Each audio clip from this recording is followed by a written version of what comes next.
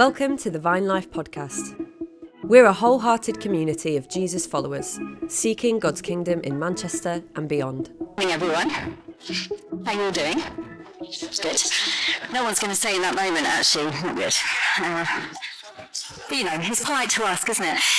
It's my privilege to be sharing the next part of our Mark series with you. It's been a good couple of years since I've spoken on Sunday, so I'm needing to just slightly settle my own nerves. And thanks, Ruth. And almost all of you know in this room, I think there are a couple of faces that I might not have been introduced to, but I have been part of this church for nearly 24 years. Is that right, John? Nearly 24 years. It's a long time. I came to Manchester from the realms of down south and came here as a student and haven't left, basically. I'm married to the brilliant John, who is on the back there. He's waving away. And we have two kids together, Livy and Asaph, and they're 14 and 12. And I gave like a little insight into our family. I don't know about you guys, but when we go to a new place, like on holiday or a little day out, we will almost always go to the local church, chapel, like cathedral, wherever it might be that's open, to just have a little look around. And here you can see photos that I've taken of John in this place. Now the kids quite enjoy doing this, and I'm fairly sure it's because they get to sit down, and it means there's like less time in the day for walking later on. But really, the motivation for it really is actually John's love of historic places of worship. He loves it. He's super passionate about it, and I'm sort of mildly passionate about it.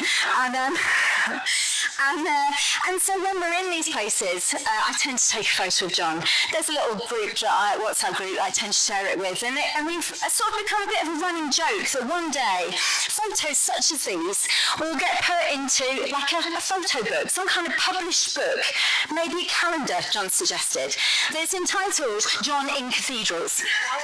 And so be on the lookout for that, and it's this kind of content you can expect to see. And so that's what we do as a family. Small little insight into the Hodges family.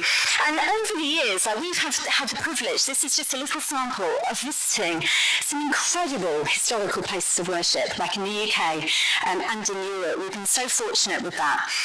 And when we go, some churches, chapels, priories, cathedrals, some can be quite quiet and unassuming in their decor, and some can be really opulent and extravagant. And for many of them, like religious iconography is on full display, which I think when we meet in our church tradition in Burnage Boys High School, like it can be easy to forget that actually for many, many Christians meeting across the world on a Sunday, like their environment has signs and symbols that point them to something of Jesus. I forget that. And when we go to these places, especially when depictions of Jesus' crucifixion are on display, sometimes I can look at them and I feel uncomfortable. It's uncomfortable looking at those kind of images, like brutality and humiliation. And I find that I sort of redirect my focus elsewhere. Other times, like artists' impressions of the death of Jesus are so prevalent that I find myself pretty desensitised. And I kind of just look on with a bit of casual interest and then carry on wondering where the kids are. We're going to be looking at Mark 15 today. And in this chapter, we find Mark's description of Jesus' crucifixion and the events leading up to this. Now, these words and these events, they're likely not new to the majority of us sat in this room, but I'd encourage us to not let them pass us by this morning, whether because of the discomfort of like difficult reading, it's not pleasant reading, or perhaps because it's so familiar, so we forget about the brutality that we're about to read. Now, ordinarily, and I can already see many of you flicking away already or getting your phones out, we've been encouraged to have the words out in front of us. But if you'd like to, I'd invite you to actually just sit and listen. Joe's going to read for us shortly. Maybe close your eyes. Let the words linger in your heart, in your mind, in your imagination as we listen. So, Joe, do you want to come up? So Joe's going to read for us Mark 15. Thanks very much. As soon as it was morning, having held a meeting with the elders, scribes, and the whole Sanhedrin, the chief priests tied Jesus up, led him away, and handed him over to Pilate. So Pilate asked him, "Are you the king of the Jews?" He answered him, "If you say so." And the chief priests accused him of many things. Pilate questioned him again, "Aren't you going to answer? Look how many things they are accusing you of." But Jesus still did not answer, and so Pilate was amazed. At the festival, Pilate used to release for the people a prisoner whom they requested. There was one named Barabbas who was in prison with rebels who had committed murder during the rebellion. The crowd came up and began to ask Pilate to do for them as was his custom. Pilate answered them, "Do you want me to release the king of the Jews for you?" For he knew it was because of envy that the chief priests had handed him over. But the chief priests stirred up the crowd so that he would release Barabbas to them instead. Pilate asked them again, "Then what do you want me to do with the one you call the king of the Jews?" And again they shouted, "Crucify him." Pilate said to them, "Why? What has he done wrong?" But they shouted all the more, "Crucify him." Wanting to satisfy the crowd, Pilate released Barabbas to them, and having had Jesus flogged, he handed him over to be crucified. The soldiers led him away into the palace, that is the governor's residence, and they called the whole company together. They dressed him in a purple robe, twisted together a crown of thorns, and put it on him, and they began to salute him, "Hail, King of the Jews!" They were hitting him on the head with a stick and spitting on him. Getting down on their knees, they were paying him homage. After they had mocked him, they stripped him of the purple robe and put his clothes on him. They led him out to crucify him. They forced a man coming in from the country who was passing by to carry Jesus' cross. He was Simon of Cyrene, the father of Alexander and Rufus.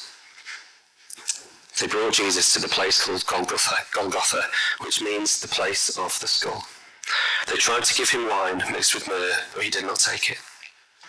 Then they crucified him and divided his clothes, casting lots for them to decide what each would get. Now it was 9 a.m. when they crucified him. The inscription of the charge written against him was, "The King of the Jews." They crucified 2 criminals with him, one on his right and one on his left. Those who passed by were yelling insults at him, shaking their heads and saying, "Ha! The one who would destroy the temple and rebuild it in 3 days, save yourself by coming down from the cross." In the same way, the chief priests with the scribes were mocking him amongst themselves and saying, "He saved others, but he cannot save himself. Let the Messiah, the King of Israel, come down now from the cross so that we may see and believe." Even those who were crucified with him taunted him.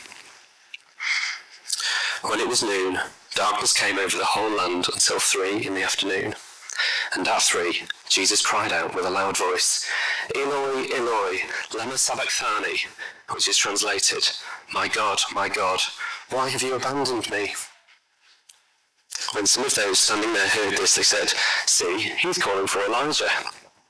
Someone ran and filled a sponge with sour wine, fixed it on a stick, and offered him a drink and said, "Let's see if Elijah comes to take him down."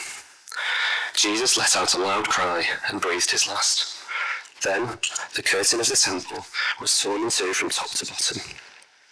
When the centurion, who was standing opposite him, saw the way he breathed his last, he said, "Truly this man was the Son of God." And there were also women watching from a distance. Among them were Mary Magdalene, Mary the mother of James the younger, and of Joses, and Salome. In Galilee, these women followed him and took care of him. Many other women had come up with him to Jerusalem. When it was already evening, because it was the day of preparation, that is, the day before the Sabbath, Joseph of Arimathea, a prominent member of the Sanhedrin who was himself looking forward to the kingdom of God, boldly went to Pilate and asked for Jesus' body. Pilate was surprised that he was already dead. Summoning the centurion, he asked him whether he had already died. When he found out from the centurion, he gave the corpse to Joseph. After he brought some linen cloth, Joseph took him down and wrapped him in the linen. Then he laid him in a tomb, cut out of the rock, and rolled a stone against the entrance to the tomb. Mary Magdalene and Mary the mother of Joseph were watching where he was laid. Thank you, Joe.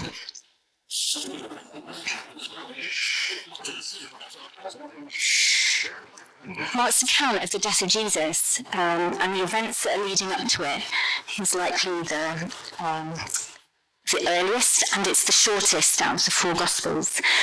And it's a pretty stark and tragic portrayal, isn't it? The accusations of the chief priests, the condemnation of the crowds, the mocking and the violence of the soldiers towards him, the humiliation of the cross, like Jesus' cry of anguish. Like there is no shying away from the pain, the injustice and the brutality of what happened to Jesus. And Mark predominantly focuses on simply just describing these events. So the later gospel writers, they added theological meaning and symbolism in their interpretations and their accounts of what happened. But what we see Mark do, I think, is craft his narrative in a way which leads us back to the hinge point of the gospel in chapter 8 that we've looked at in our series, where Jesus asked his disciples, "Who do you say I am? Who do you say I am?" And throughout this account in chapter 15, we see that question being answered. Did you notice? And it's answered with two different types of responses. The first is one of mocking, repeatedly. The soldiers humiliated Jesus before crucified him as they mocked, "Hail, King of the Jews." And even the crowds, as Jesus was hanging on the cross, "Let the Messiah, the King of Israel, let him come down from the cross so that we may see and believe." It's a response of mocking. But then, as Jesus breathed his last, we see a second response from a Roman centurion, and that was a response of revelation. Truly, this man was the Son of God. Now, if you remember, we've talked about the theme of the Messianic secret in this series of Mark, and that's this idea in Mark's Gospel where Jesus repeatedly silences his disciples and religious leaders and others to prevent this premature or distorted understanding of his identity. But that secret, it reaches its end at the cross. And we've got this profound reversal where it's not a disciple, it's not a religious leader, it's not somebody that Jesus healed who proclaims his divinity. It's a centurion, like a participator in the machine of the oppressive Roman Empire. That's who sees who Jesus is. And the way that revelation is given is when he sees Jesus' suffering. The centurion's cry is the first time in Mark that another human openly declares that Jesus is the Son of God. And I wonder if Mark is inviting us to recognise that Peter's answer to Jesus' question in chapter 8, so when Jesus said to his disciples, "Who do you say I am?" Peter answered, "You are the Christ." Actually, I wonder if Mark's inviting us to recognise that that's only a partial response. And that actually, on the cross, the fuller truth of Jesus' identity is revealed. Not only is he the Christ, he's the crucified Christ. And only in his suffering and in his death is his identity fully unveiled. But how can that be? Like something we've touched on a lot in this series is this sense that the Jews and the Israelites, they were waiting for this Messiah, for a saviour, for a rescuer. Someone who would free the Jewish people from Roman oppression, and someone who would restore the temple, who would bring about God's justice again. Like he suffers and dies. That's not how this is meant to play out. That's not what they were expecting. That's not how it's meant to be. And yet he does. And we see the earliest followers of Jesus from that point on wrestle with this, the idea of the significance and the meaning of the death of Jesus. And it's a tapestry that we see woven together in our New Testament. Throughout the New Testament, they're figuring out, why did Jesus die? Like, what does that mean for us? And if you think about it this way, like light reflecting through a prism, the theology of the cross is expansive. If you move on, David, to the next one. The theology of the cross is expansive. And as we read the New Testament, we see themes of love, salvation, victory, justification, purification, new creation, repentance, surrender, sacrifice, atonement. Like, there is no single word or metaphor that is fully capable of holding the weight of meaning. It's incredible, isn't it? But what I want to focus on this morning is just one thing. Within Mark's account, because since we're in a series on the Gospel of Mark, how did Jesus himself understand his death? What was his understanding of its significance? Okay, you with me? So we're going to press pause on Mark 15. We're going to zoom out a bit in the Gospel of Mark, and then we're going to think a much bigger picture to a foundation story for the Israelite nation. So let's zoom out within Mark first of all. Jesus knew that it was in Jerusalem he was going to die. Like, again, we've looked at that in this series. And Mark records 3 instances, so in chapters 8, 9 and 10, where he spoke directly and explicitly to his disciples that he was going to die. And if you remember, each time from the disciples, bless them, was met with confusion and misunderstanding, like not grasping what Jesus was communicating to them at all. In Mark 11, we read about his triumphal entry into Jerusalem, and it was at the start of the week of Passover. That's specifically mentioned, and it's important. And we read that he heads straight to the temple.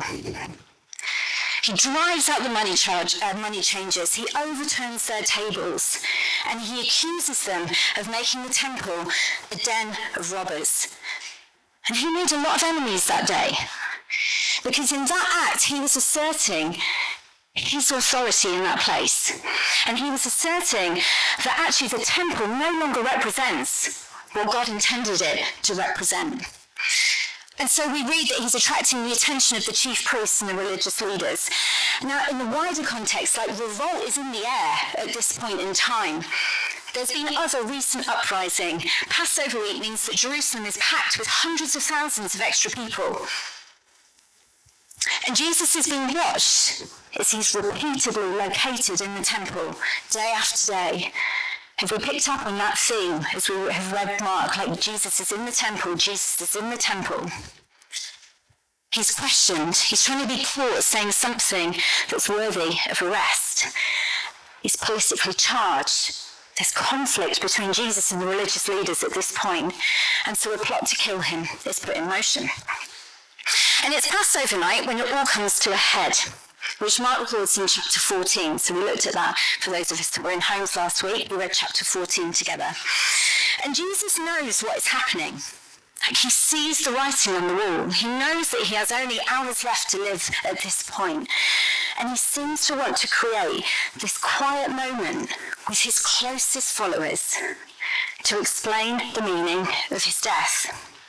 Not through a sermon, but through a meal, through the Passover meal, which we know is the Last Supper. It's communion. Pause there. We're going to zoom out further. Within Jewish culture, there are daily, weekly, annual rhythms of prayer, scripture reading, rest, fasting, feast, festival. And it's all designed to remember Jewish identity and remember their foundation stories as a people. But the pinnacle of the Jewish calendar is this annual celebration of Passover. And think of it in this way, it's like the crown jewel of the Jewish feasts, because the Passover tells the foundation story in Exodus of how God rescued Israel out of slavery in Egypt and into the freedom of the Promised Land. So it's this week-long festival that culminates in the feast of Passover. Now, Jesus grew up steeped in these sacred rhythms of time. It was part of his being, part of his identity, part of how he understood himself. And so his arrival in Jerusalem at the start of the week of Passover was no accident. Like, if we clock that, there was intent behind that in Jesus' timing.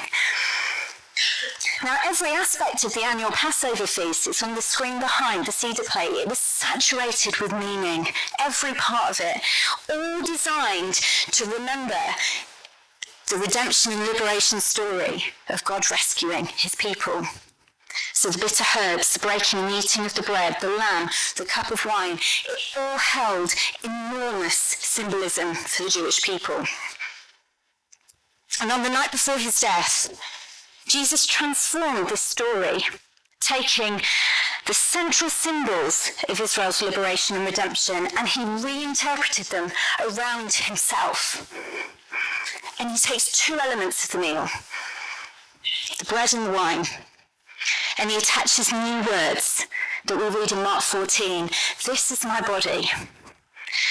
This is my blood, the blood of my covenant, which is poured out for many. And what I want us to understand is that when he did that, he is already taking symbols which are loaded with meaning, that maybe for us actually don't hold quite that same meaning, but it certainly did for his disciples. And I wonder if what he's doing in that moment is showing his disciples that the Passover meal that they took annually, that they knew every aspect of what should happen, it was no longer pointing to a past redemption and liberation, but to a future one. Now, this isn't recorded in Mark, but I reckon the disciples would probably have been pretty flummoxed at this point, given their responses to anything death-related in previous chapters. Because this wasn't part of the annual feast. What Jesus was doing is not what should happen in the annual feast. Because there are words attached to every element of the meal that are meant to be spoken. And so you're meant to retell the Exodus story, which in summary form goes something like this. Our ancestors, they experienced a great famine. And so they went to Egypt to find food. And in Egypt, they did brilliantly, wonderfully. They multiplied and they flourished. But the king of Egypt, Pharaoh, he felt threatened. And so he enacts a series of measures in order to enslave and deprive the Israelite population. And one of these measures was to kill all of the firstborn sons of Israel, whilst also enslaving them. And so our ancestors, they cried out to the God of Israel, to the God of Abraham, and God heard their cry. He raised up a deliverer, Moses.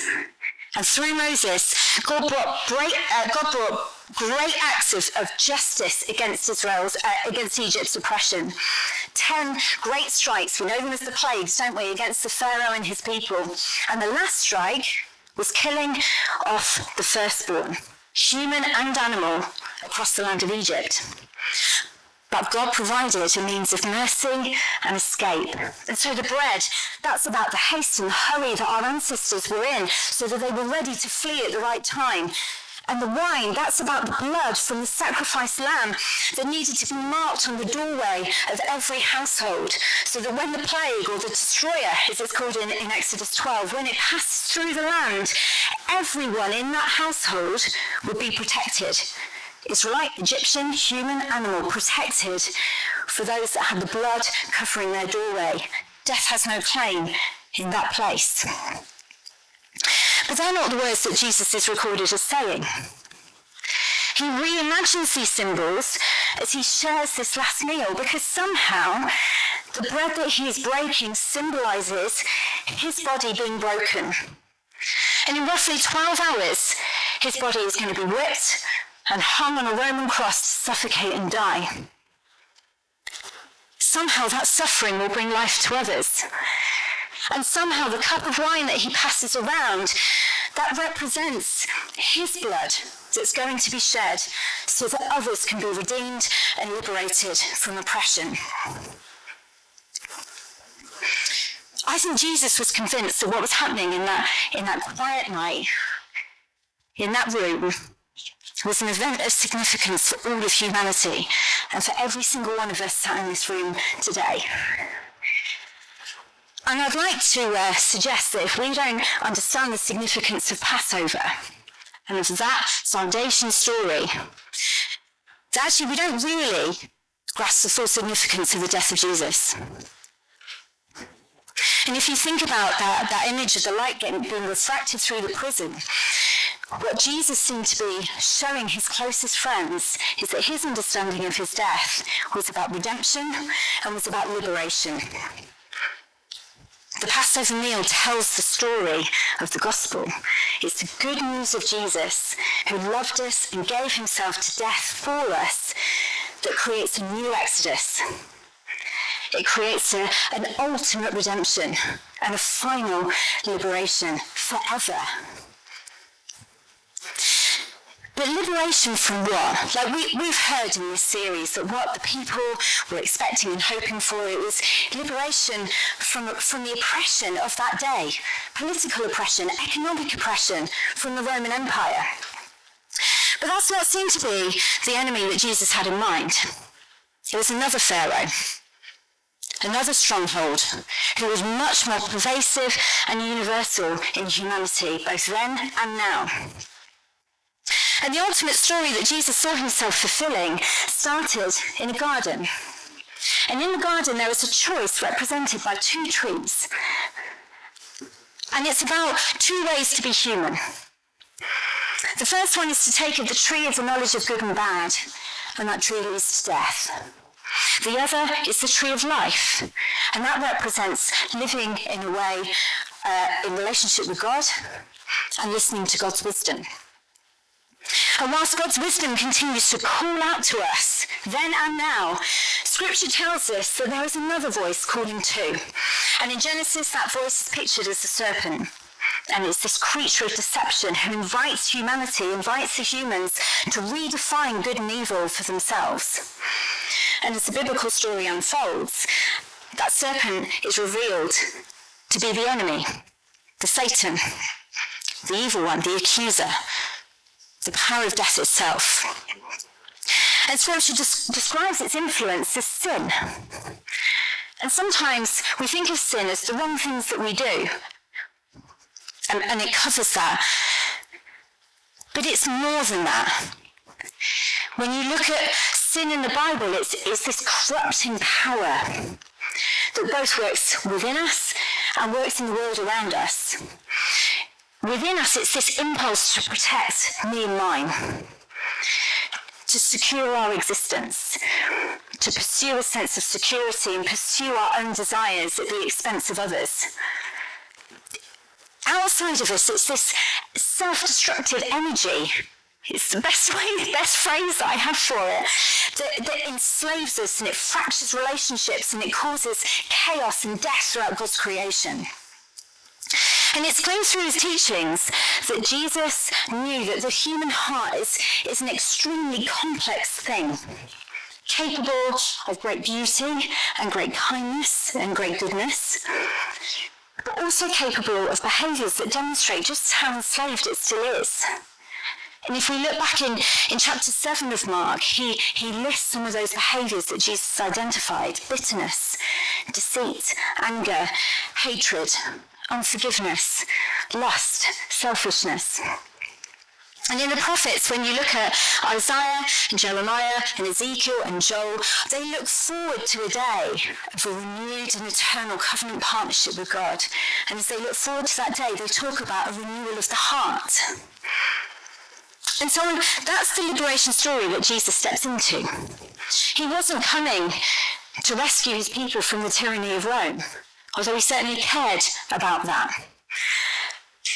What he came to do was to deal with the slavery of the human heart to these dark powers, to Satan, the enemy, to sin, that have enslaved all of humanity. He's liberating and redeeming all of humanity, all of us, from the power of sin and death itself, so that we can be part of his resurrection life. So if we go back to Mark 14, in that upper room, Jesus takes that Passover story and he turns it towards the disciples in that moment. And as we read these words, he turns it towards us. And that ancient meal stops being about ancient history.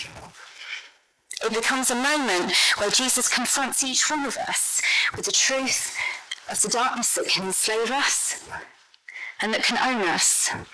And so it forces a moment, I find, a decision of faith Do we really believe that Jesus can redeem us from the mess that's within? From the darkness and the brokenness and the sin and the pain? Do we really believe that his death, his broken body and his poured out blood can truly set us free and place a mark over our lives that says we belong to him? Because that's what he said he came to do. That's how he was presenting it to his closest followers in this moment. I have come to set you free. Someone move around, I think the lights will come back on. He said, I've come to set you free. I've come to liberate you. I've come to redeem you for eternity.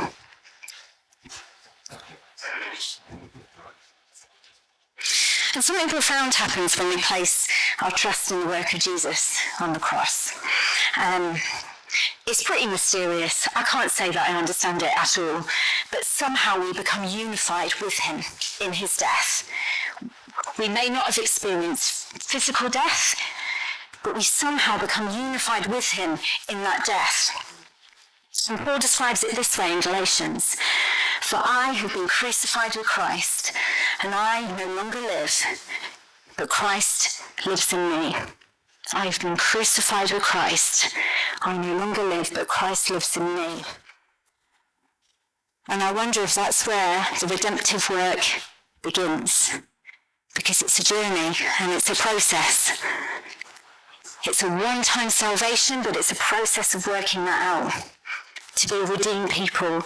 And as we follow him in what I find is one pretty ordinary day at a time, pretty unextraordinary most of the time, the invitation is you can be transformed every single day, putting off the old self, putting on the new self. That's how Paul describes it to the Ephesians. So the old patterns, the old loyalties, the old ways of being human, they begin to fall away.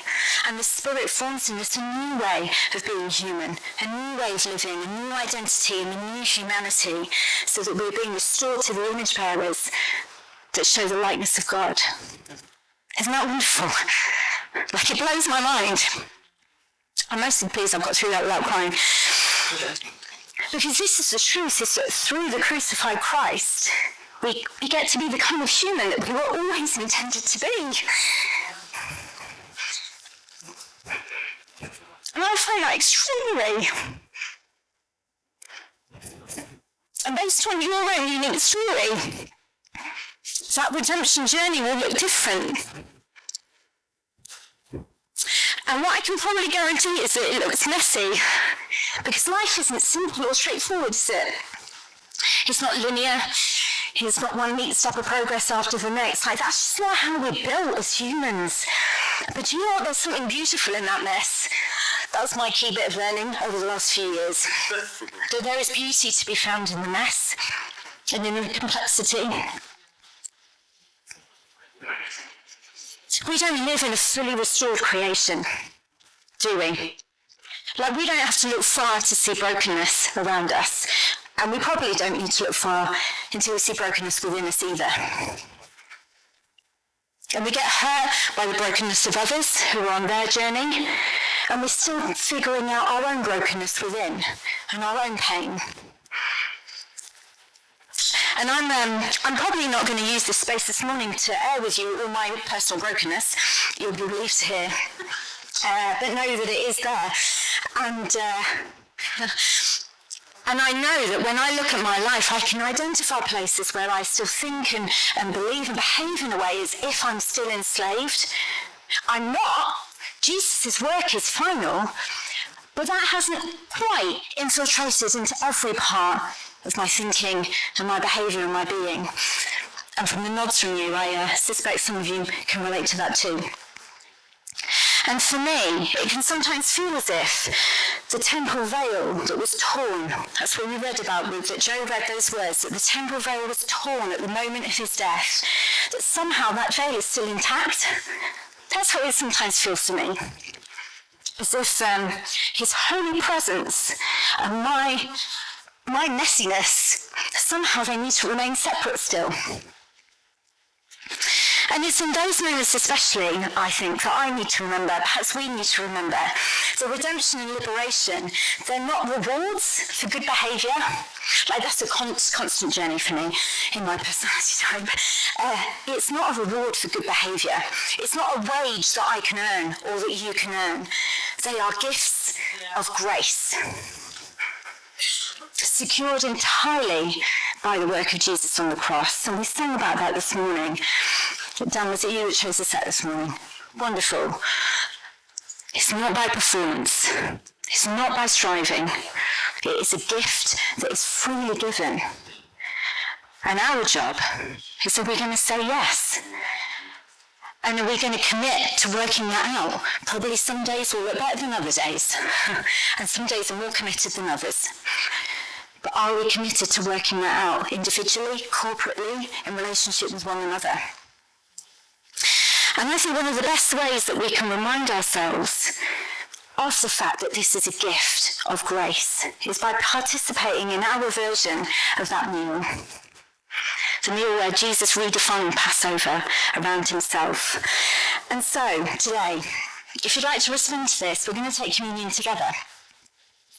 And as we do, I'd like to encourage us to remember that we are reenacting the story that declares that Jesus' death has confronted and overcome the powers that can hold us, the powers of darkness, the power of sin, and that through his broken body and through his poured out blood, he's redeemed us and liberated us forever, so that we can become new creations in his resurrection life. Communion is our reminder that the veil is torn, always. The way is open, always. And that we belong to him, always. So, I'm wondering if I could grab 4 of you. I'd like to, in terms of how we're going to do communion, I'd like you to stay where you are. And it is going to come to you. Anna, is that you volunteering? Oh, right. Just going to take a photo. And there are 4 people that could come up and just take, thank you so much, sorry, Andy and David, that could, if we have 2 coming from the front and 2 going from the back, and hopefully you'll meet in the middle. And as you receive your communion, could you just hold on to it before you take it? Because there's some words that are going to come up on the screen. It is my attempt at, I suppose, writing a bit of a liturgy for this. And feel free to start. And I'd like us to say these words together as a way of responding to what we find in Mark 14 and 15, and what we thought about today. So we'll just wait for that to come round. And we will say some words together.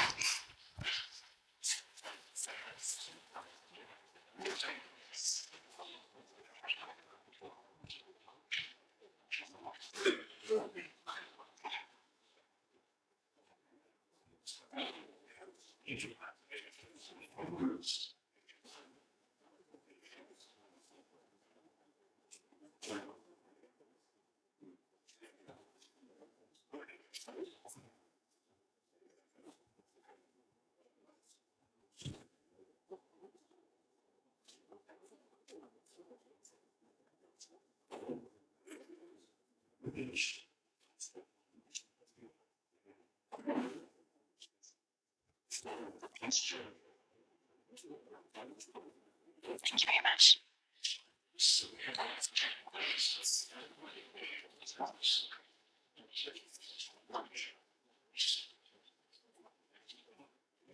Has everyone got some? Thank you, people that were giving it. It was very efficient.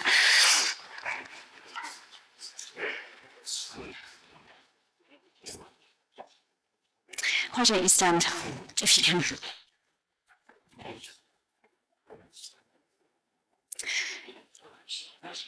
So we've got 2 signs we're going to move through. I know this is unusual. I know we don't usually do communion in this way.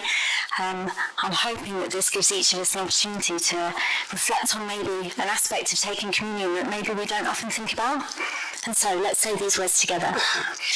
We remember that the story of redemption is not abstract.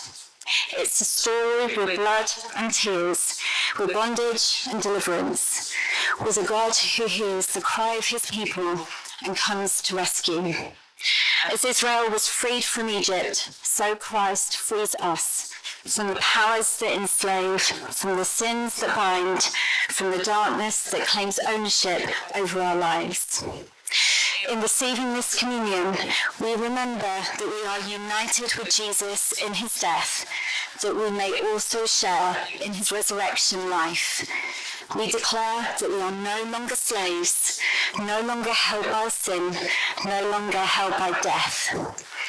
Jesus, continue your redemptive work in us as we follow you one day at a time. Shape us into people who bear your image in the world, a liberated people who live in your freedom and walk in your light. So feel free to take it in your own time. I would encourage you to not rush.